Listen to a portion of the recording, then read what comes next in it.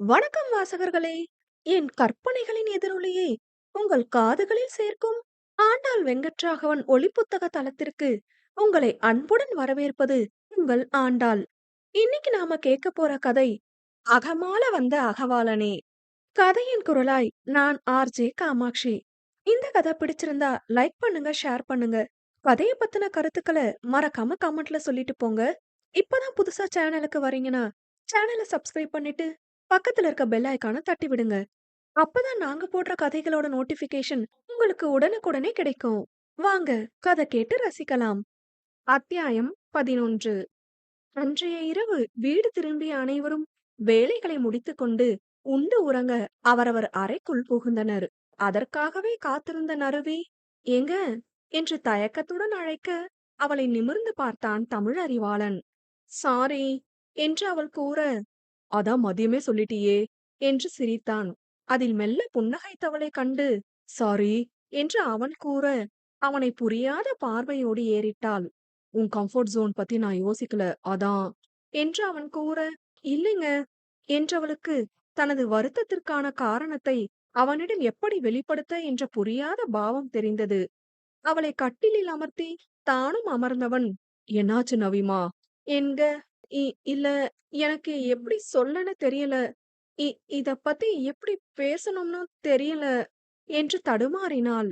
நீ எதையோ நினைச்சு ரொம்ப காம்ப்ளிகேட் பண்றேன்னு நினைக்கிறேன் என்று அவன் கூற, அவள் விழிகளில் உவர்நீர் சுரந்து தேங்கி நின்றது. சொல்லிவிட துடிக்கும் வார்த்தைகளுக்கு ஒலி கொடுக்க இயலாத தன் இயலாமையை அவள் விழிகளின் ஒளி விளக்கிக் கொண்டிருந்தது. அவள் தோளை சுற்றி கரமிட்டு ஆதரவாய் தட்டி கொடுத்தவன், ரெஸ்ட்லெஸ்ஸா இருக்கியா? வேணும்னா 2 நாள் அத்தை மாமா கூட இருந்துட்டு வரையா என்று கேட்க, அவனை நிமிர்ந்து பார்த்தவள் வேகமாக வேண்டாம் என தலையசைத்தாள். அவள் பரபரப்பில் புருவம் சுருக்கியவன், ஏண்டா அம்மா ஏதோ சொல்வாங்கன்னு பயப்படுறியா என்று கேட்க, இல்லைங்க, எனக்கு போக விருப்பம் இல்ல என்றாள். அவளை சற்றே ஆச்சரியமாய் பார்த்தவன், அது உங்க வீடு தானடா, ஏன் உனக்கு விருப்பம் இல்ல என்று கேட்க, அவனை நிமிர்ந்து பார்த்து விரக்தியாய் புன்னகைத்தவள், அது என் வீடு இல்லைங்க என்றாள். ஏறி இறங்கும் அவள் தொண்டை குழியை கண்டவன், நவி என்றழைக்க, என்ன நினைத்தாலோ அவனை இறுக அணைத்துக் கொண்டு, இதுதான் என் வீடு என்று அழுது விட்டாள். அவளுக்கு தட்டி கொடுத்தவன், நவி என்னாச்சுடா என்க, அவனை மேலும் இறுக அணைத்தவள், ப்ளீஸ் என்றாள். அவள் முகத்தை தன் கரங்களில் ஏந்தியவன், எதுக்குடி அழற, என்னன்னு தான் சொல்லேன் என்று ஆற்றாமையோடு வினவ, என்னால முடியலங்க, மனசு கிடந்து அடிச்சுக்குது, ஏன்னே தெரியல, ஏதோ படபடப்பா இருக்கு, அங்க போக சொல்லாதீங்க ப்ளீஸ் என்றாள். சரிடா கண்ணா விடு, நீ எங்கேயும் போக வேணாம் என்றவன் தானும் அவளுக்கு தட்டி கொடுக்க, சில நிமிட மௌனத்திற்கு பின், என்ன ஏன் பொண்ணு பார்க்க வந்தீங்க என்று கேட்க, அதில் அவளுக்கு தட்டி கொடுத்து கொண்டிருந்த அவன் கரம் அசைவற்று நிற்க, ஊர்ல பொண்ணே இல்லாத போல எதுக்கு என்ன கல்யாணம் பண்ண முன் வந்தீங்க என்று கேட்டாள். அவனது மௌனத்தை கண்டு நிமிர்ந்தவள், அத்தைக்கு நீங்க என்ன கல்யாணம் பண்றதுல இஷ்டமே இல்ல, அப்பனா நீங்க தானே கல்யாணம் பண்ணிக்கணும்னு கேட்டிருப்பீங்க என்று கேட்க, அவளை ஆழ்ந்து பார்த்தவன் அவள் தலை கோதி, தூங்கு நவிமா என்றான். அவன் கரத்தினை பிடித்து கொண்டவள், சொல்லுங்க ப்ளீஸ் என்று கேட்க, அவனுக்கு என்ன பேசுவதென்றே புரியாத நிலை. ப்ளீஸ் நவி தூங்கு, எல்லாம் காலையில பேசிப்போம் என்று விட்டு எழுந்தவன் குளியலறைக்குள் செல்ல, செல்பவனையே விசித்திரமான உணர்வுகளோடு பார்த்து கொண்டிருந்தாள். உள்ளே வந்து நீருக்கடியில் நின்றவனுக்கு அவள் கேட்ட கேள்வி அவன் மனதோடு புதையுண்டு கிடக்கும் அவனது பல வருட காதலை வலிக்க வலிக்க கிளறிவிட்டதை போன்றிருந்தது. காதலா என்றால் ஆம், ஒன்றல்ல இரண்டல்ல, முழுதாக 15 வருட காதல் அவள் மீது. எப்படி கூறிடுவான் தன் நேசத்தை அவளிடம்? தனக்கு இல்லவே இல்லை என்றான தனது நேசம் தன் கைமீறி போன வேதனையில் அவன் மடிந்து துடித்த ஏராளமான இரவுகளை அவன் எப்படி விலக்கிடுவான்? நீருக்கடியில் நின்றவனது ஆழ்மனம் தணலில் வெந்து கொண்டிருந்தது. எப்படிடி சொல்லுவேன்? இப்போ உன்கிட்ட நான் விரும்பிதான் கல்யாணம் பண்ணேன்னு சொன்னா உனக்கு என் மனசு புரியுமா என்றவனுக்கு தன் காதலை அவளிடம் சொல்லிட தைரியமே இல்லை என்றுதான் கூற வேண்டும். காரணம் அவளது மனம் தற்போது தவிக்கும் தவிப்புகள் என்றாலும் மிகையாகாது. வெளியே அவனுக்காக காத்திருந்து அமர்ந்திருந்தவள் சோர்ந்து ஒரு கட்டத்தில் உறங்கியும் விட, உள்ளிருந்து அறிவாளன் மெல்ல வெளியே வந்தான். தன் உடுப்புக்களை மாற்றிவிட்டு தலையை உலர்த்தியவன் அவள் அருகே வந்து படுக்க, இயல்பாய் அவன் மீது கையிட்டு படுத்துக் கொண்டாள். அவனுள் மெல்லிய மின்னல். சர்க்கரை மழை பொழியும் முன் வெட்டிய மின்னல் கீற்றில் கூட தித்திப்புதானே தோன்றும். அப்படிதான் இருந்தது. "முழிச்சிட்டியா நீ?" என்று கேட்க, "எப்படி முழிச்சிட்டேன்னு கண்டுபிடிச்சீங்க?" என்று தானும் பதில் கேள்வி கேட்டாள். "நீ கை போட்டதிலே கண்டுபிடிச்சிட்டேன்" என்று அவன் கூற, கண்களை திறந்தவள் அவனை புரியாமல் பார்த்தாள். "தூக்கத்துல கூட பிடி மாஸ்டர் மாரி அட்டென்ஷன்ல தானே எப்பவும் படுத்திருப்ப. நீயா வந்து கை போடவுமே தெரிஞ்சிடுச்சு" என்று அவன் கூற, அவளிடம் மெல்லிய சிரிப்பு. "நான் முன்னெல்லாம் காம்பஸ் மாரி ஒரு டைரக்ஷன்ல படுத்தா வேற டைரக்ஷன்ல தான் எழுவேன்" என்று அவள் கூற, "ஆஹா, அப்புறம் என்ன ஆச்சாம்? காம்பஸ்ல பேட்டரி டெட் ஆயிடுச்சாமா?" என்றான். சிறு சிரிப்போடு, "ஆமா" என்று அவள் கூற, "சரி விடு, நான் புது பேட்டரி மாத்திடுறேன்" என்றான். அவளிடம் மிக அழகான புன்னகை. அவனிடம் இத்தனை இணக்கமாய் பேசுவது இதுவே முதல் முறை. தயக்கங்களை உடைத்து அவனுக்காக பேசுகிறாள். அவன் ஏதோ சோகத்தில் இருக்க, தன்னால் தீர்த்து வைத்திட இயலும் என்ற நம்பிக்கையில் பேச்சு கொடுக்கின்றாள். ஆனால் அது அவள் ஆழ்மன காயங்களுக்கு மிக அழகாய் மருந்திட்டுக் கொண்டிருந்தது. தயக்கங்கள் உடைத்து நேசம் வெளிவர துவங்கியதோ. "இந்த நேரத்துல எதுக்கு போய் தண்ணில நின்னுட்டு வரீங்க?" என்று அவள் கேட்க, "சும்மாதான்" என்றான். அவனுக்கு கூற மனமில்லை என்பது புரிந்தது. வேற என்ன பேசவென்று தெரியாத போதும் ஏதாவது பேசி அவன் முகத்தில் தோன்றும் புன்னகையை பார்த்துவிடும் ஆர்வம் அவளிடம். "என்ன, உனக்கு தூக்கம் வரலையா?" என்று அவன் கேட்க, "உங்களுக்கு வரலையா?" என்றாள். "ம், ஏதாவது கேட்டா என்னையே மடக்கறியே" என்றவன், "நீ இப்படி பேசுறது நல்லா இருக்கு" என்றான்.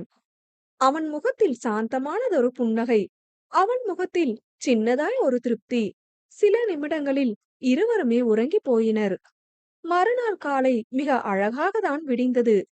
ஆனால் அதகலம் செய்வதற்கென்றே ஆண்டவன் சுந்தரவல்லியை அங்கு அனுப்பி வைத்திருந்தார்.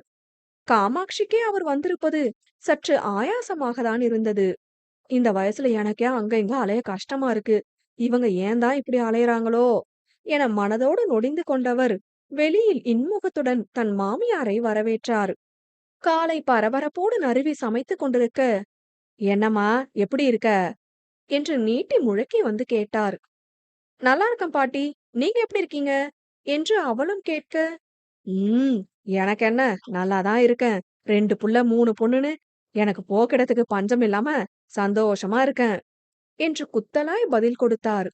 அவ்விடத்தில் கொட்டை வடிநீரை ஆற்றியபடி நின்று கொண்டிருந்த காமாட்சிக்கு சங்கடமாய் போனது. உள்ளுக்குள் பதட்டமும். தனது மகனுக்கும் குழந்தையின்மைக்கான குறையில் பங்குண்டு என்று தெரிந்தால் தன் மாமியார் வாய் கூசாமல் அவனையும் கூட பேச வாய்ப்புண்டு என்று எண்ணியவருக்கு வியர்க்காத குறைதான். போத குறைக்கு குற்ற உணர்ச்சி வேறு பாடாய் படுத்தியது. மாமியார் என்ற பகட்டிலும் மகன் மீதான பாசத்திலும் நறுவி மீது எத்தனை அதிருப்தி இருந்தாலும் அவர் ஒரு பெண்தானே.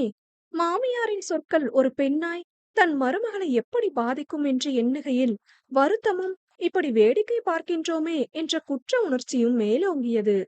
சுந்தரவல்லியை பார்த்து சுந்தரவல்லியை பார்த்து லேசாய் புன்னகைத்தவள் ஏதும் பேசாமல் தனது வேலையை தொடர, "ஆஸ்பத்திரியில ஏதும் காட்டலையாமா நீ? ஏண்டி காமாட்சி, நீயுமா சும்மாவே விட்டு வச்சிருக்க? இப்பதான் புதுசு புதுசா ஏகப்பட்ட வைத்தியம் வந்துருச்சே. கொஞ்சம் நொந்தாவது பெத்துக்க வேண்டியதுதானே?" என்று கேட்டார். மருத்துவமனை என்றதுமே காமாட்சிக்கு பதட்டம் பிடித்துக் கொண்டது. யார் யாருக்கு என்னென்னன்னு ஆண்டவன் எழுதினத யாரால மாத்த முடியும்? நீங்க வாங்க அத்த என்று அவரை அங்கிருந்து அப்புறப்படுத்த முயன்றார். "ம், என்னவோ போடி, என் பேரன் வாழ்க்கையில நல்லா விளையாடிட்ட" என்று விட்டு அவர் வெளியேற காமாட்சிக்கு கண்ணை கட்டியது. ஒரு பெருமூச்சு விட்டு நறுவியை பார்த்தவர், "அவங்க பேசுனதெல்லாம் மனசுல எடுத்துக்காத" என்று கூற, "பாருடா" என்று அவரை ஆச்சரியமாய் பார்த்து புன்னகைத்துக் கொண்டாள். தத்தமது பணிக்கு தயாராகி வந்த அறிவு மற்றும் இளங்கோ உண்ண அமர நறுவி அனைத்தையும் எடுத்து வைத்தாள். "அண்ணி, நீங்களும் உட்காருங்க" என்று கூறிய இளங்கோ, "அம்மா, பாட்டி சாப்பிட்டாச்சா?" என்று கேட்க, "எனக்கு இப்ப வேணாயா ராசா, நான் பொறவு சாப்பிட்டுக்கிறேன், நீ சாப்பிடு" என்று அவனுக்கு வாஞ்சையோடு உணவை அவர் எடுத்து வைத்தார். "அப்ப சரி, நீங்களும் உட்காருங்க அண்ணி, பாட்டியே போடுவாங்க" என்று அவன் கூறிட, அவர் முகம் போன போக்கில் நறுவிக்கு அத்தனை சிரிப்பு வந்தது. தன்னை கட்டுப்படுத்திக் கொண்டவள் தானும் அமர்ந்திட, பேரனை வைத்துக்கொண்டு படக்கென பேசிவிடத் தோன்றாமல் அவளுக்கு உணவை எடுத்து வேண்டா வெறுப்பாக வைத்தார். கிழவிக்கு கொழுப்புதான் என்று நினைத்து கொண்ட இளங்கோ, பாட்டி அன்னிக்கு அந்த சட்னி வைங்க என்று கூற, அடக்கமாட்டாது சிரித்த அறிவு, டேய் சாப்பிட்டு கிளம்புடா என்று அவன் காதோரம் கூறியபடி எழுந்தான். இதெல்லாம் நீ செய்யணும் என்று கூறும்படி அண்ணனை பார்த்தவன் நறுவி சாப்பிடும் வரை உடன் அமர்ந்து பேசிக் கொண்டிருந்து விட்டே எழுந்தான். தனது பையை எடுக்க உள்ளே சென்ற நறுவி அடக்கி வைத்த சிரிப்பை சிதறவிட, அவள் அருகே வந்து சுவரில் சாய்ந்து நின்ற அறிவு அந்த சிரிப்பை அத்தனை அழகாய் ரசித்தான். ஆனாலும் உங்க பாட்டி முகம் போன போக்க பார்க்கணுமே என்று அவனை திரும்பி பார்த்து கூறி மீண்டும் அவள் சிரிக்க, ஏன் அவங்கள எதிர்த்து பேச மாட்டேங்கிற, எனக்காகவா என்று கேட்க, இடவலமாய் தலையாட்டியவள், எனக்காக எதிர்த்து பேசுறதால எதுவும் மாற போறதில்ல. இன்னும் சொல்ல போனா நான் அந்த பேச்சுக்கு மதிப்பு கொடுத்த மாதிரி ஆயிடும். எனக்கு வேண்டாத விஷயத்த பத்தி நான் ஏன் பேசணும் என்று கேட்க, அவளை நெருங்கி வந்தவன் அவள் கன்னம் வருடி, பழைய நறுவிய பார்த்த மாதிரி இருக்கு, இப்படியே இரு, மாறிடாத என்று விட்டு சென்றான். அவன் கூற்றில் ஒரு நொடி திகைத்தவள் பழைய நறுவி என்ற சொல்லை உணர்ந்து பூரித்தாள். கடந்த சில வருடங்களாய் இல்லாத ஒரு உணர்வு அவளிடம் தற்போது மீண்டு விட்டதைப் போல் ஒரு புத்துணர்ச்சி. அதை மீட்டுக் கொடுத்த புண்ணியம் அவளவனை சேருமோ? அறையில் ஒய்யாரமாய் வீற்றிருக்கும் அவர்களது திருமண புகைப்படத்தினை பார்த்தாள். அதன் அருகே சென்று நின்றவள், மடிந்து போன வேர்களில் பல மலர்கள் மீண்டும் பூத்ததோ என்று எண்ணிக்கொள்ள, அவளையும் மீறி மெல்லிய புன்னகை அவள் முகத்தை மிளிர செய்தது. மடிந்த வேர்களில் பல மலர்கள் மீண்டும் பூத்ததோ